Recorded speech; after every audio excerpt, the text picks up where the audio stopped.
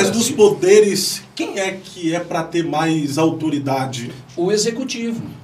Mas no Brasil está acontecendo isso? O que menos teve autoridade foi o executivo. No Brasil, concorda com o pastor Lincoln? Eu concordo em partes. O executivo precisa de ter um Congresso forte, de ter uma negociação ou uma circulação boa entre o Congresso, a Câmara dos Deputados e o Senado da República, e também ele tem que entender que o poder mediador, que é o STF, ele tem também autoridade. Então, eu acredito, na minha visão, que um presidente ele não tem um poder absoluto, porque a gente faz parte de uma república que tem também a representatividade da população no Congresso Nacional. Não, se for poder absoluto, aí se torna ditadura, né? É o que muitos querem hoje para o Brasil. E nós vivemos em uma democracia, mas é perceptível que em alguns momentos, durante esses 4 anos Fábio, de gestão do governo Bolsonaro, houve, de forma geral, algumas ações do STF que mandou mais do que o Executivo. Eu acredito que houve exageros em algumas tomadas de decisões do STF em muitos dos casos, mas também reconheço que o STF tem tido um papel muito importante no combate à desinformação. Porque se o STF deixasse rolar solto tudo que essas pessoas aí de ambos os lados, né?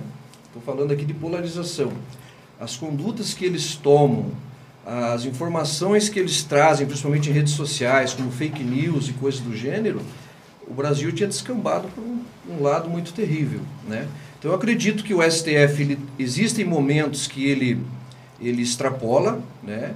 E há um erro, no meu ponto de vista, Fábio, que eu particularmente acho que ministros do STF não deveriam ser indicados por presidente, né?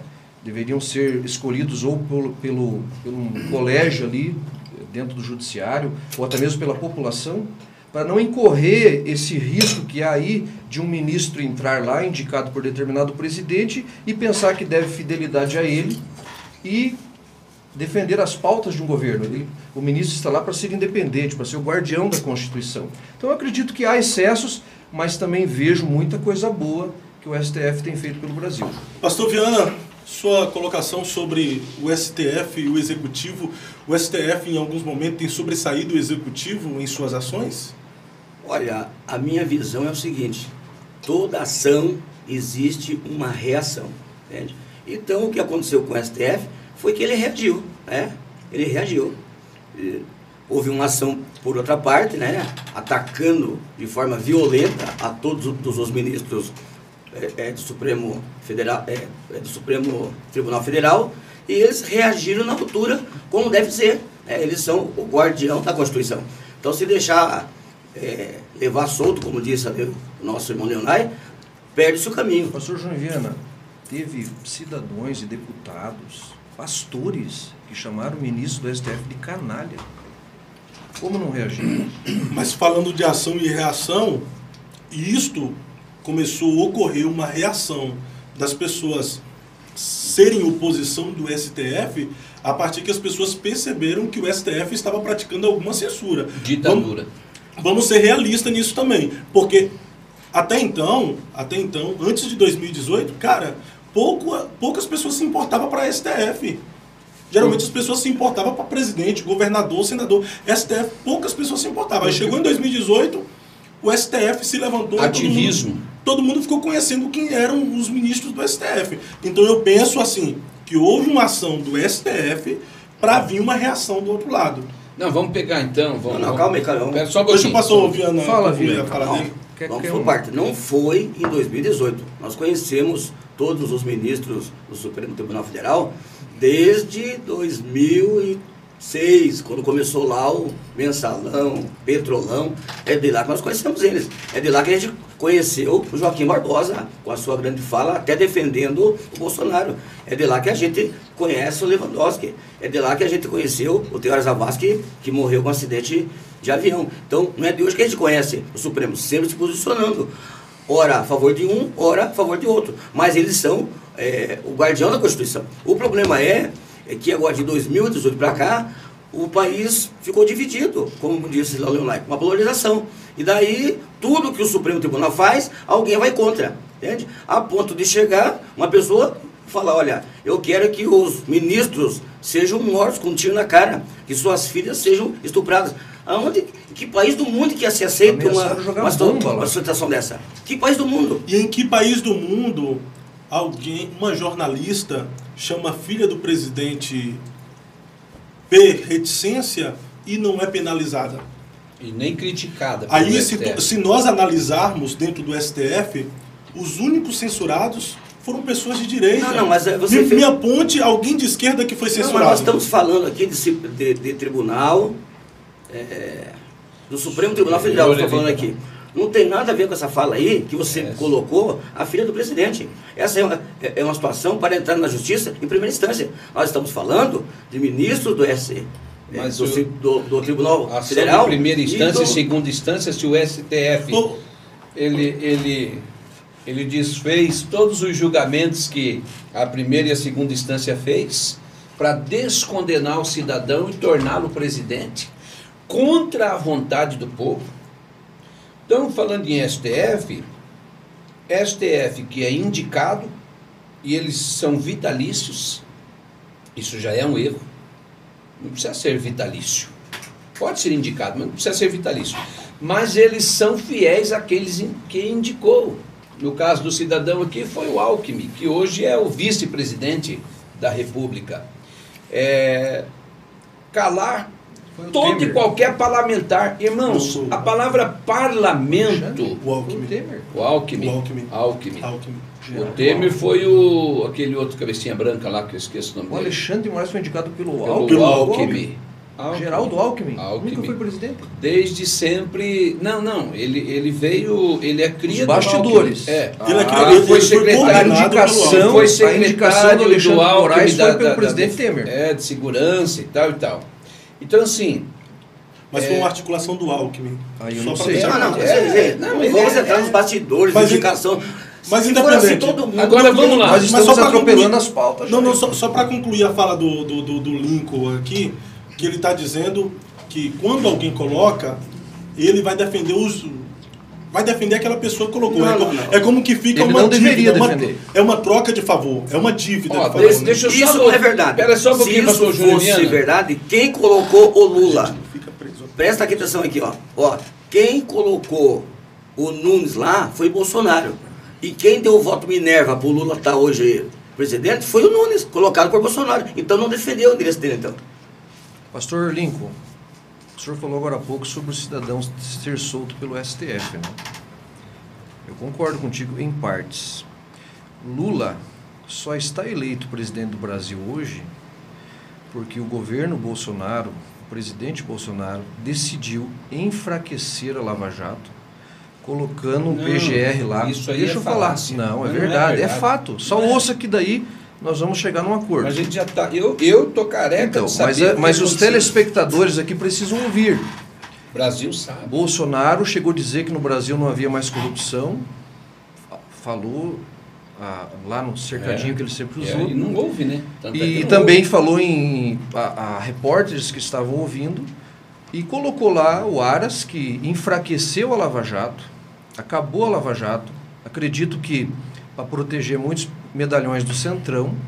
E no enfraquecimento da Lava Jato, o STF viu a possibilidade de anular as sentenças, não só do Lula, como de outros. E enfraquecendo a Lava Jato, o Bolsonaro não deu esse cuidado para o combate à corrupção, o Lula foi liberto e se tornou elegível e venceu o Bolsonaro nessa eleição. Um baita de um tiro no pé. É por isso que eu falo. Eu estou aqui, Pastor Lincoln, eu estou aqui. Eu preciso até que o povo que está me assistindo entenda. Eu não sou bolsonarista e não sou lulista. Nem eu. Eu sou uma pessoa independente, eu analiso política e eu voto segundo propostas. Segundo, eu acho que aquele candidato, naquele momento, eu torci muito para uma terceira via nessa eleição, mas infelizmente não houve. Mas os fatos são esse. Bolsonaro ajudou a enfraquecer a Lava Jato acabando como acabou, como foi enfraquecida, houve uma brecha para que o Lula fosse solto.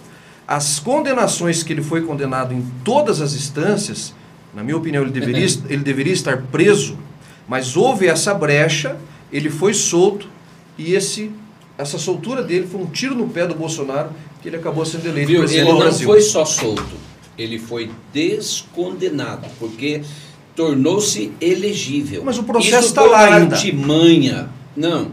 Outra coisa, falando de Lava Jato, eu já ouvi você falar isso aí, Agora- você sabe que eu sempre discordei, porque assim, Você sempre a discorda. Lava Jato, não, é que a gente tem que ser realista. Tá certo. A Lava Jato, ela cumpriu o seu papel. Porém, toda operação dessa gera um custo gigantesco. Então já estava ali, tudo já...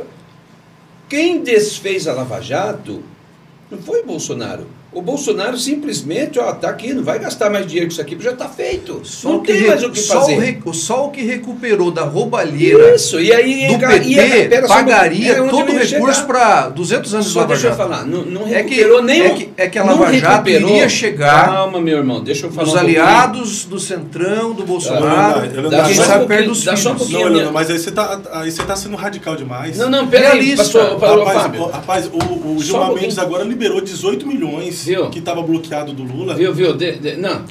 Isso aí foi Bolsonaro também? Deixa eu Não, falar aqui, eu ó, sou só um contra pouquinho. isso. Devolve Eu aqui sou pra mim, contra só um pouquinho isso. pra mim Vai. concluir aqui, viu? Eu sou contra isso. Eu tô comendo bastante, mas tô falando pouco aqui hoje. Eu gosto de falar bastante também. Aí aqui eu tenho um concorrente forte aqui que eu Descendente de Catarina, né? É, mas veja bem. Catarina Ia se gastar aquilo que havia sido desviado na própria Lava Jato. Então houve uma medida de parar, até porque já estava tudo, já estava feito, não tinha mais o que fazer. Agora, desfazer o que a Lava Jato fez, aí aqui, ó, aí foi o STF, desfez. Quer dizer que rasga-se a Constituição, as leis que a pessoa com ficha suja não poderia se eleger, e aí a própria eleição está engasgada. Nós brasileiros, eu não sou bolsonarista, eu sou patriota.